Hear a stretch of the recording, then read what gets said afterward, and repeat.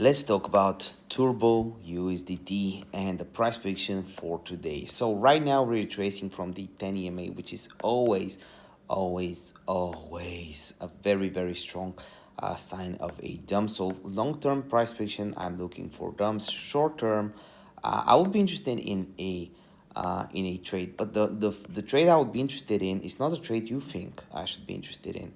So what I want to see is I will not short here. I will only short if we go above this high right here.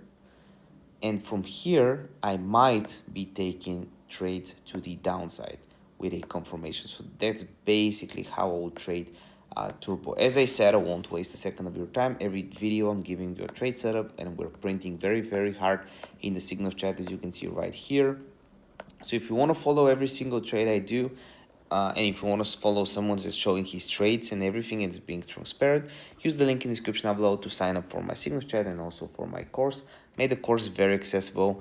Also, I have a link in the description below if you want to join a new exchange.